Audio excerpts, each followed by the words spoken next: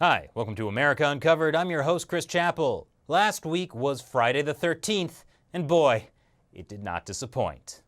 My fellow Americans, a short time ago, I ordered the United States Armed Forces to launch precision strikes on targets associated with the chemical weapons capabilities of Syrian dictator Bashar al-Assad. It was in response to allegations that on April 7th, Syrian dictator Assad had used chemical weapons on the town of Douma, killing 40 Syrians. Chemical weapons are not okay. They were first banned after World War I, and by now, pretty much every country, including Syria, has signed agreements not to use them. So, airstrike. According to the Pentagon, 105 missiles were fired, and they completely obliterated 3 targets linked to Assad's chemical weapons production. Apparently, it was a joint strike between the US, the UK, and, believe it or not, France. In fact, French President Macron said France is responsible for keeping US forces in the region. 10 days ago, President Trump was saying the United States should withdraw from Syria. We convinced him that it was necessary to stay there. Yes, the French, known for keeping troops on the battlefield. But that's just one of many bizarre contradictions that have surrounded this story.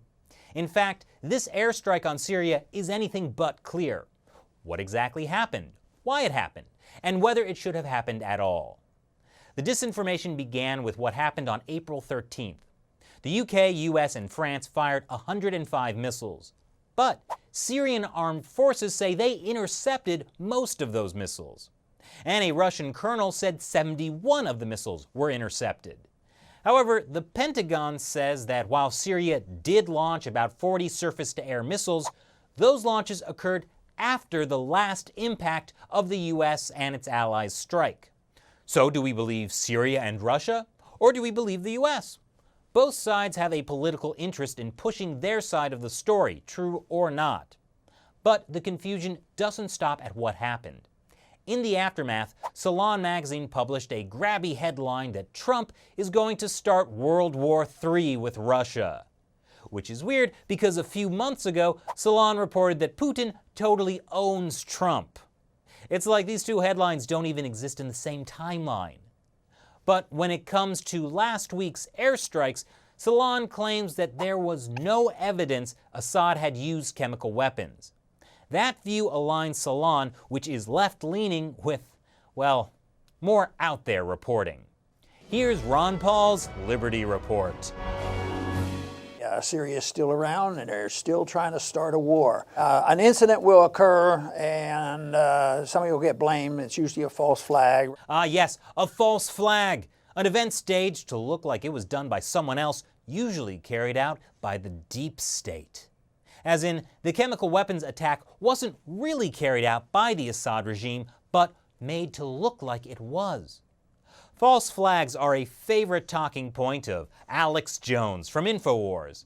Jones is a well-established Trump supporter, but when it comes to Trump's bombing of Syria, he just doesn't know what to make of it. But he was doing good, and that's what makes it so bad. Oh, and that's what makes it so bad. If he'd have been a piece of crap from the beginning, it would be so bad. Yeah, I wouldn't know how to react to that either. This, of course, was not the first time Trump has bombed Syria in response to chemical weapons, or as some would say, false flag chemical weapons. Trump also bombed Syria a year ago over chemical weapons. That didn't start World War III either. That's not a big surprise, but you know what is? Hillary Clinton agreed with Trump's decision. What's going on here? This is just the tip of the conspiracy iceberg. Here's a popular conspiracy theory.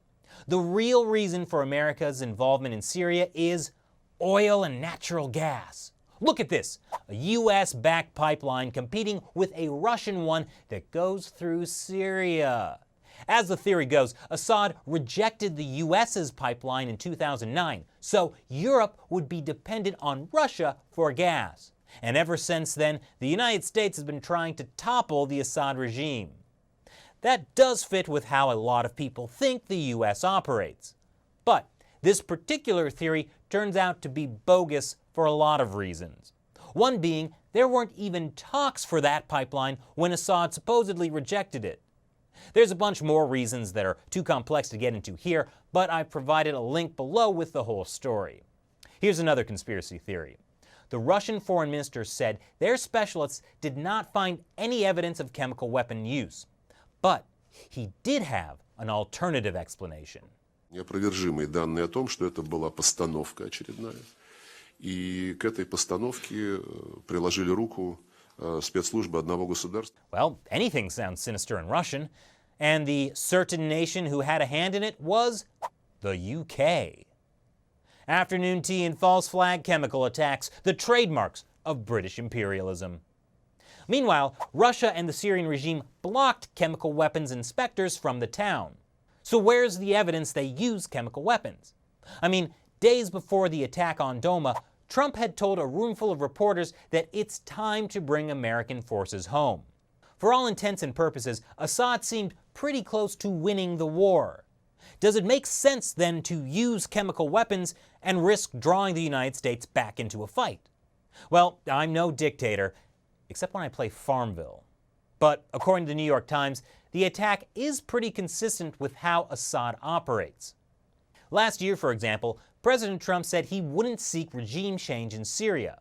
Shortly after, Assad launched a chemical attack, leading to that first U.S. missile strike under Trump. And even though there were similar claims of false flag at the time, a UN investigation later found Syria did indeed use chemical weapons. In addition to statements from the White House and State Department that they had proof Assad was behind the latest chemical attacks, there are other sources. Rescue workers who saw the victims said they had the symptoms of chemical attacks. NBC News cited two unnamed U.S. officials who told them they had blood samples. But the strike against Syria does represent a departure from, well, things Trump has said in the past. Like that time in 2013 when he criticized Obama for wanting to strike Syria. But it also represents a departure from the Obama administration. Obama ordered many airstrikes on Syria. But when he said chemical weapons were a red line, and Assad used chemical weapons anyway, Obama didn't do much.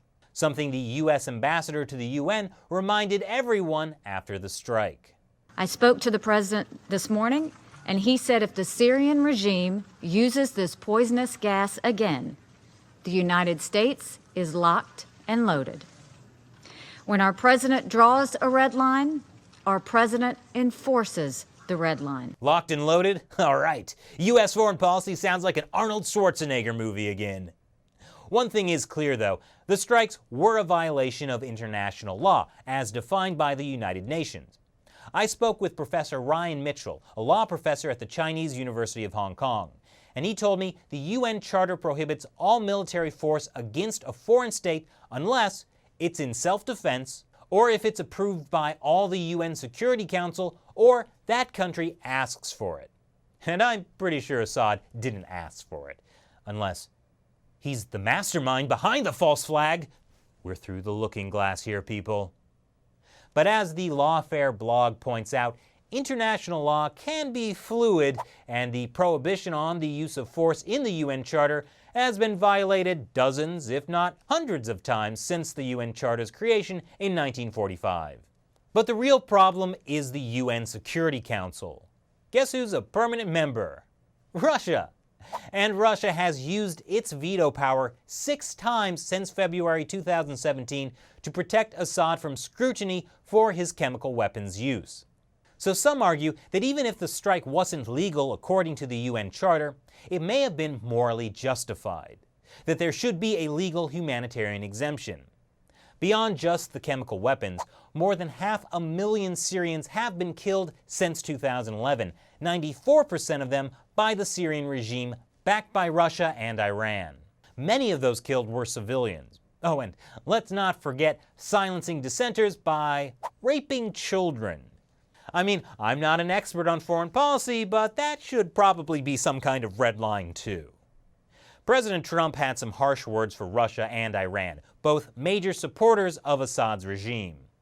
I also have a message tonight for the two governments most responsible for supporting, equipping, and financing the criminal Assad regime. To Iran and to Russia, I ask, what kind of a nation wants to be associated with the mass murder of innocent men, women, and children? So what do you think of the strike on Syria? Leave your comments below. Once again, I'm your host, Chris Chappell. Thanks for watching America Uncovered.